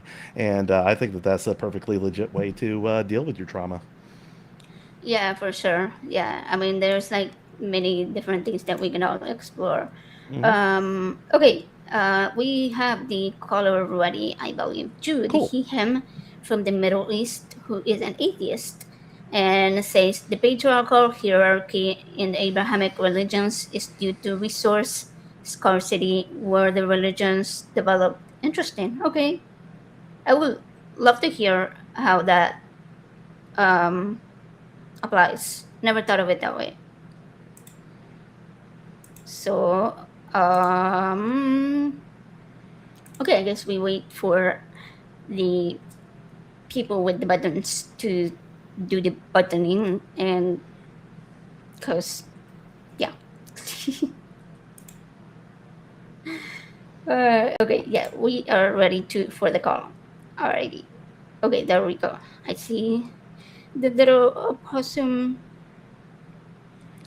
Hi, Hey, Jude. Hey, Jude, how are you doing? how are you all doing? Pretty good. Pretty awesome. So, what did you want to talk Okay, about so, today? well, I was talking with, the studio, and I was talking about the Abrahamic religions and why they are made, or the teaching of it, more violent, more patriarchal, more misogynistic. They have those type of rules. Okay, Mm-hmm. more cult-like, more, if you look at every religion, even before the religions, there's like some like stone carving. I think it's like more in Babylon, even before Babylon. It was like those rules that are more patriarchal. And was talking why this, like Christianity or Islam or Judaism are like this, are different from other religions, is because the the region, the Middle East, because it was a desert, it was a region that is, the what is like the resources, it's more scarce. You know, I'm not like, my English is not my first language, so excuse me if I'm not talking well. You're doing fine. Oh, you're Okay, good. so yeah, so the what is like called yes, the desert, because it's so water is more scarce, and not just water, food also. So because of this, you will have people be more, tribal, because they need each other to protect their land, their water, their food, everything they have. They need to be more tribal. This is how it goes. And we could see this in more like primal or primitive like era. For example, if you look at the chimpanzees, which I give like example for the the studio, where I got, like, for example, the chimpanzees, they were in the same, they were the same, like the chimpanzees, one species, and there was a river that comes to happen to separate parts, like part of the chimpanzees, and because of that, they evolved to the bonobos. So the bonobos turned out to be more peaceful, more matriarchal, or this type of leadership that the woman rule, that like the mother is like the leader on those monkeys. Right. Do you understand? Yeah, Yes. I know So what you're getting at. because the food, yes, because are the food, they are there. They don't have to compete. They don't have to fight each other, you know, for territory. So because of that, they evolved to be more peaceful. And the women, because they have like what's the mating access, they become more, they're like the more dominant. They were like the mother is like the leader. And on the other hand, the chimpanzees are different. The chimpanzees, the type of, like, their type of ruling is like more patriarchal. It's just like the male chimpanzees is like the leader, like he's like the alpha. And the other chimpanzees, I think, like they're the beta. They don't have like the same mating access, or like they just can't. He's like the leader. He could do whatever he wants because he's the alpha. So basically, what you're saying is, and Are let me you? see if I can summarize. Let me see if I can summarize all this. You're saying that the patriarchal religions came about that way because of resource scarcity and that fueling the aggression of the males, much like in other primates that we see, which honestly I can't really speak to that because I'm not a primate behavioral expert. I know that there are creators out there who are way better versed than that. I myself was homeschooled in a cult, so I'm still trying to get my head around evolution sometimes. But it makes a lot of sense. Like, so so you're saying like humans became more tribal and more aggression focused and stuff because of the scarcity of resources. Yes, this is what I'm trying to say. Okay. Okay, I mean, I that's an You interesting could see theory. it because of, all the Abrahamic religions. Yes, because all the Abrahamic religions were in the Middle East, especially like Judaism and, I think, Israel or Palestine or whatever. And there's like Islam, which is the more tribal, the more the most I think cult, aggressive, patriarchal religion were Islam. And if you look at Arabia, it is a desert, no rivers, no resources. Basically, resources are really scarce.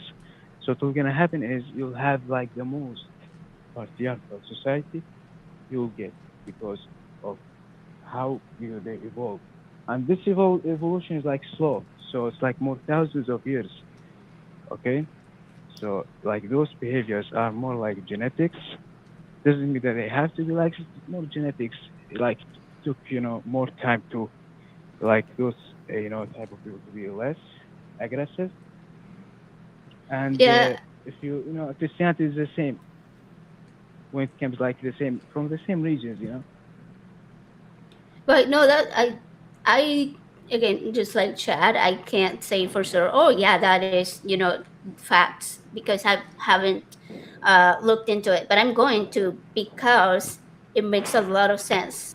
It makes a lot of sense that if humans back then, the ones that were, let's say, on the side that did not have as many resources as the ones on the other side of the river, then they were going to be fighting each other for those resources. And who has generally the most uh, willingness to be fighting? The man, right? And so it tracks that the woman would be like, oh, okay, yeah, I just gave birth. Can you go, you know, bring me a hug or something so I can eat?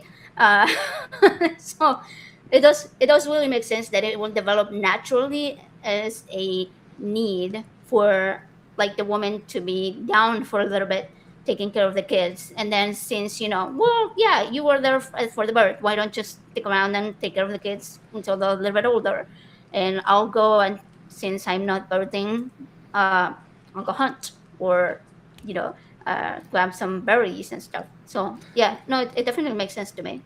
But also, I would like to point out too, like in a world where resources generally are more available, which I know locally they are not in a lot of areas, and that has a lot to do with colonialism and what have you. But where resources could be more available to humanity at large, one thing that I note is that especially religions and oppressive governments tend to want to maintain that scarcity and to maintain that artificial like haves and Competitiveness. haves nots, exactly, and maintain those dynamics because it benefits them. One thing that I have always noted about especially the cult I grew up in is that the only virtue at the end of the day that really counts in those worlds is power, and the power is generally taken by the you know by aggressive men uh, who establish themselves as like alphas or the wise, all-knowing leader, that has all the knowledge that you need to make your life successful and stuff like that. And it's weird to me that they like to maintain those systems of competition and scarcity and stuff to keep themselves in power. That is something I have noticed that only tends to benefit the leaders in those particular fields. Yeah, and that's why it benefits them to continue the religions that but I think Judas definitely Yep. has a good point about how it started, why it Yep. came to be in the first place. And you have make a good point of why we continue to maintain it. Mhm. If you look, at the humans or Homo sapiens before they invented agriculture, okay, like 300,000 years, and they were more egalitarian. Like if you look at the chimpanzees and the bonobos, they were like in between. They were not like matriarchal, but they were not like patriarchal. So there was not a one leader, an alpha that he could do whatever he wants. No, Yeah. if he did something that, for example, take food from someone, he's like without any right. He just like take his food or take the food all for himself. They will gather up and try to kick him out or Mm. kill him, and he cannot win against them all. So they were more egalitarian, and it was kept like this. If you there's like a lot of you know female bones that like you see like there's like scars or like on the bones, so you know that those females were hunting like men Yeah. were hunting, not just sitting in homes. But then when it was like agriculture, when humans invented agriculture, now it's like flipped. The reason is why, because now, you know, humans were settling in one place, And now, of course, agriculture farming need more power. Because if you look at the Homo sapiens, when they were hunting like, for example, like gazelle, they will run, after it for a long time, like for hours until the gazelle, it just it get tired and go down. So women could hunt. They don't need brutal power, to hunt, this gazelle. Okay, so they were hunting like men. But agriculture, when you farm, you need brutal power. Well, I mean brutal power, like power. Your muscles. You need to, when you farm the ground, you need like more power. So you like females, tend to be more like in the support. They support. They sit at homes. They do this like the support stuff. At the same time, because humans were sitting in like one place, men. When I say it, like this is about men. Men do not want women to fight. Why? Because like I see like the early men when agriculture invested, because if someone invaded and women are fighting, they could capture the women and take them and they rape them. So what they do, they're gonna just put them at home to be protected, and they will fight. Okay, so this is how it works. So because of this, and humans, I think they invented agriculture 2,000 years ago. Women were more like just sitting at home, doing like support. They were like a support, not like a main, or if you look at most animals, it was like more even. Everybody had a I work. do have a quick question. Now, I do have a quick question. Do you have a background in like anthropology or like social stuff? I was just wondering, like, what is your background in all this? well, it's like a hobby. I'm not A like hobby. got I any see. degree. I'm actually Yeah. young. I'm quite Yeah, young. I hear you. So yes, And the reason, and yeah, the reason I ask is it's an interesting theory, but if we want to get too deep into it, I think we probably want to probably cede to experts in that, which I believe come on the channel quite often. So I find it very interesting, but I also don't want to maybe put out any misinformation, and not that you would, mind you, but also kind of like just in case. But would we get that deep, I'd like to have an expert on to talk about that as well. yes. Yeah, I think that's Sorry, fair. I'm because I'm not that good in English. Okay, I'm cool. sorry that I'm not good at English. When I You're talk, fine. it's really hard to explain. But at the same time, it like was more like this. So even if I'm not telling the right things, it was more like this because I study this species like topic. So not an expert, yes, but if you study something like special, like why humans turned from obligatory to patriarchal, you're gonna find something closer to this. It's not like the same I talk because I'm not good in English. I'm trying it's really But hard, but if but you even really to think about that, it, yeah, even to that. Sorry to cut you off, but even to that, like, what do you think? What do you think would be the solution to the problems we see today with the continued use of these patriarchal religions to continue to keep that imbalance going on? What do you think would be, well, if there was one thing that you could do to uh, to make the problems of patriarchal society and everything go away? What would it be? well, it will be secularism, and uh, putting a way for women to work, do everything without someone who stop them. Because before it was more of brutal like strength, like you're fighting, you need to fight, you need to put a strength, to kill your enemy.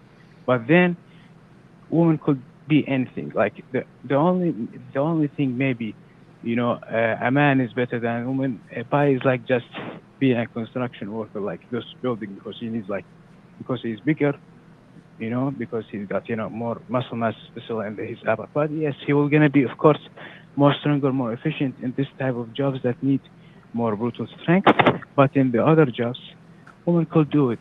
The same it was like most of the human history, 90% of the human, Hmm. history, they were, hunters and gatherers.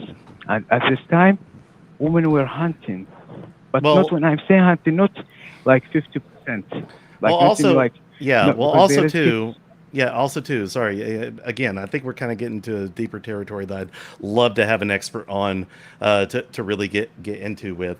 But I like what you said about maybe a more egalitarian society, and how about just basic humanism? Like treating humanity, treating humans of all stripes and everything at just as they should be treated, as people with value, as beings who deserve to participate in society to the fullest, and to pursue their wants and needs.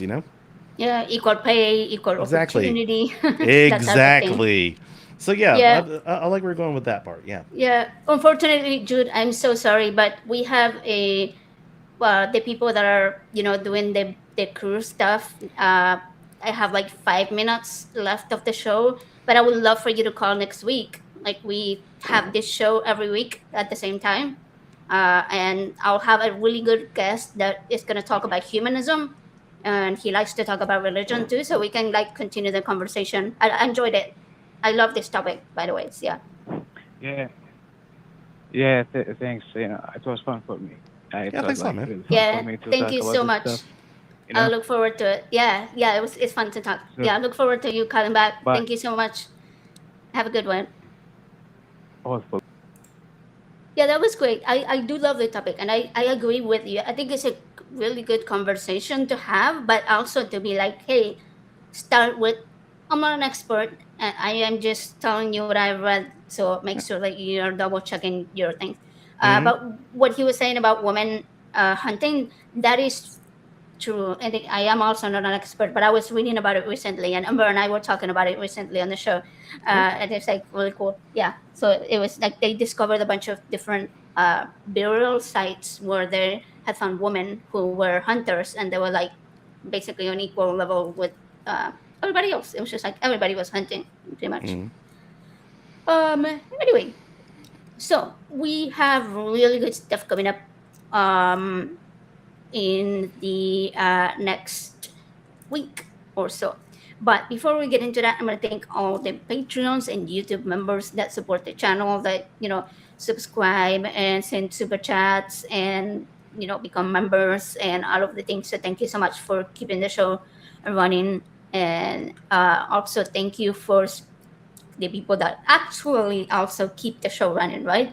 Because your support helps us keep the show running, which is the crew tonight and all of the other nights.